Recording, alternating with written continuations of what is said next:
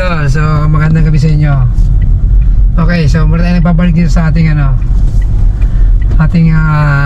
ba dapat tatawag ko dito? GSM series. Anyway, wala naman akong dapat itawag talaga eh. Okay, so ano lang tayo, update lang tayo ngayon kasi hindi pa ako siya makagawa ng vlog na dire-diretso, video na dire-diretso. Okay, so ano lang to, parang portion lang na mga ano to, na i-share ko sa inyo ng mga biyahe ko dito sa GSM. Okay, so disclaimer lang, so hindi tayo binayaran ng GSM para gumawa ng isang vlog o isang video. Okay, so para malinaw lang, ito ay pang sarili kong or personal kong video to. Okay, personal kong vlog. Okay, hindi solo lang. Okay, magandang gabi sa inyo ulit mga idols. Welcome sa channel ng Solo Land. Okay, so matagal-tagal ako ulit hindi nakapaggawa. So after nung dalawa kong ginawang post na video, so sana napanood nyo na. Kung hindi pa, andyan lang sa baba, panoorin nyo. Okay, so ando tayo sa may sa multi. Okay, meron tayong dito, multinational, para alam nyo, sa Parañaque. So sa mga nakakalam, search nyo lang dyan sa Google Map nyo para malaman nyo. So pabalik na tayo, hatid na natin yung ating pasahero. So hindi ko na may mention siyempre kung sino siya at saan yung exact address niya, basta dito lang siya. Okay, so wala tayong share ng mga kung anong address o pangalan ng tao. At hindi ko na pinapakita sa inyo kung saan ko siya binaba. Siyempre privacy nila yun eh, baka tayo diba? So pinapakita ko lang sa inyo kung nasaan ako ngayon. Okay, sinishare ko lang din sa inyo. Okay, ayan, tingnan nyo. Ito yung ulitin ko ulit lang ako eh. Okay, ito sa multinational. Okay, so malapit to sa airport, as in malapit na malapit talaga, likod lang ng runway. Kaya kung taga rito ka o napupunta ka dito, mananawa ka sa kakalanding at kaka-take off ng aeroplano dito. Google! Sobrang malaki rin itong village na to. Okay, so papasa tayo. Okay, ayan, kita nyo ba?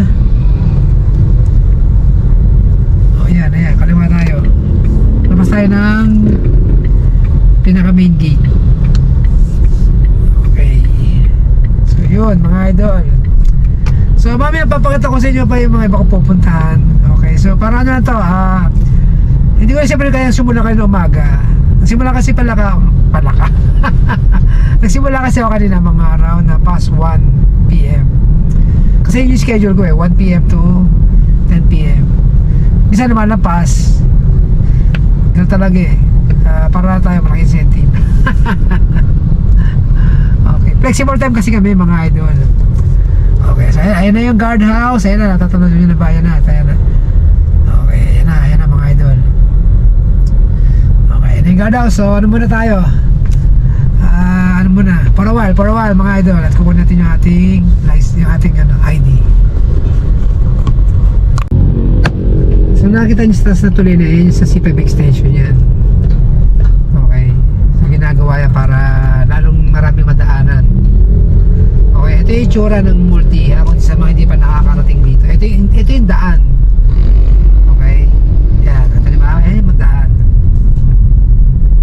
So palabas na tayo, sasabi sa inyo yung sa daan sa labas.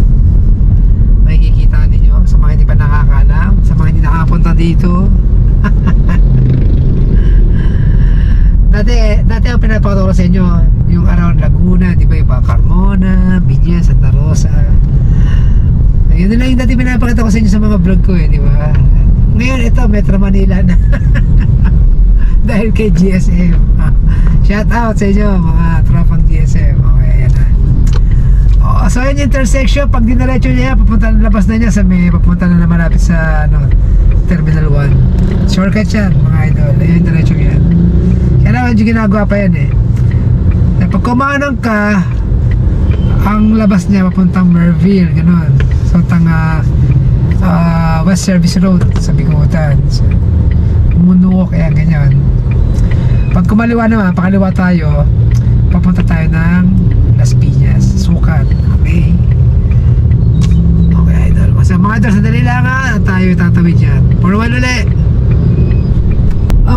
idol, napabalik tayo. So andito pa rin tayo sa sa Old Sukat Road, o yung kanina pinakita ko sila papuntang Multinational Village. Super tulin yung motor. Okay, ganito yung daan dito sa mga hindi pa nakakarating. Sa mga nakakarating, di nakarating na kayo. So ang ating route ngayon ay papunta tayo ng Las Piñas, sa may Sukat or Las Piñas Road, ayan, sa Pote. Ay, hindi pala tayo sa Pote, malayo pa sa Pote. Las Piñas pa na, Las Piñas. Pero ano muna tayo, una nating target, dito muna tayo sa Sukat Road. Okay, sa dulo niya, yung mga pasigsag-sigsag na daan na yan. Okay, talaga pasigsag-sigsag ang daan dito, hindi ito kunwari pasigsag. Hindi naman sobrang dami sigsag, mga ilang sigsag lang to, mga ilang sigsagan lang. Kaya medyo mabagal-bagal yung mga takbo, napansin nyo, kasi may truck. Okay, pero pag wala yung mga truck na yan, ako ang bibilis takbo ng mga motor dito. Yung mga motor dito para lagi may karere pag dumadaan dito, ang dami nila eh. Tsaka yung tulad ng mga takbo ng mga yan. Kaya yung mga motor na yan dito, madami ng mga motor dito dumadaan eh. So bubungan sa atin dyan yung flyover papunta ng patawid na tayo ng Sukat. So ano lang itong ginagawa natin, lang to, mga portion na video sa mga biyahe ko. Okay, pero hindi ko magagawang ipakita sa inyo lahat kasi syempre pag nag-start na akong kumuha ng booking, busy na ako noon, okay? So ito, dahil na kaya ako nakapag-shoot ng video dahil nababa ko na yung pasero ko, then pabalik na ako, hindi ako kumuha ng booking dito sa area na to kasi matraffic doon sa papuntang papuntang Moonwalk, traffic doon, okay? So dito tayo magpo-focus sa bandang Sukat para Parañaque tayo. O yan, dito tayo magpo-focus. Marami naman booking dito eh. Ayan, Las Piñas, ayan na, kita nyo na, may tulay, di ba? O, ayan sabi sa inyo, ayan, yung ako na tuloy na yan. Bubungan sa inyo dyan yung SM City Sukat. Ayan, kita nyo ba? SM City Sukat. Ayan, dalawa yan, building A, building B. A, B. Building A, building B. Okay, para mga idol. At update ko na kayo namin at kukuha na ako ng booking, okay? Avida Tower sa may Sukat. So, gusto nyo napakita kanina, nakuha ko ng booking. From kanina, nung tayo sa Multi, tayo nakuha ang booking kung pumasok sa atin dito sa may papuntang airport. Okay, so nahatid ko na yon. Okay na, nahatid ko na, pero hindi ko na na-video sa inyo yun. Okay, then ito naman, after nung galing ko sa may papuntang way ng airport, nakakuha ko ako ulit ng panibagong booking dito lang sa may sa may Shakey's Olivares Sukat. Then eto ang drop off niya dito sa may Avida Sukat Tower. Ayan, so nakita nyo. Ito yung Avida Tower sa may Sukat.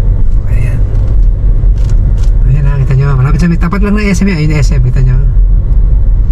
Okay, ayan so sa mga hindi nakakalam kung saan to, alam nyo na yung gagawin nyo. Okay, after ko maya ito ko kukuha ng panibagong booking. Bye. Alright mga idol. So mag-update ako sa inyo ulit. Ayan. So right now andito naman tayo ngayon sa may BF Homes. Okay, so from Avida, nakakuha ko ng booking sa may LRT, sa may Dr. A. Santos Station. Then dito ang drop off sa may BF Homes. BF Homes Parañaque. Malaki itong BF Homes mga idol. Nako, mawawala ka dito pag hindi mo tinandaan yung mga dadaanan mo. Maraming beses na nangyari sa akin yun eh, nung nawawala ako dito, hindi ko saan dada. Kasi alam mo itong BF Homes, kung hindi nyo pa alam, sobrang laki talaga nito mga idol. Grabe, yung buong Sukat hanggang Las Piñas, sakop nito eh. Iba-iba yung pwede mong magiging labasan. Iba yung pinasukan mo, pwede sa iba ka lumabas.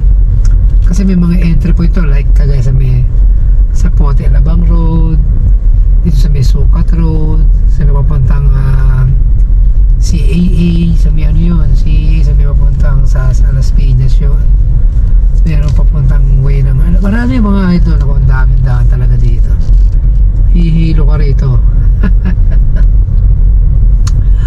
So yan mga idol, ay update ko lang kayo kung nasan ako. Sabi ko kasi inyo, portion lang ang gagawin natin dito. Okay? Hindi natin kukunin ng ano, I mean yung buo lahat kasi syempre may mga pasero tayo. Hindi natin kukunin yun. Yun ang mga kung nasan tayo, na-update ko lang kayo kung nasan ako ngayon. Okay?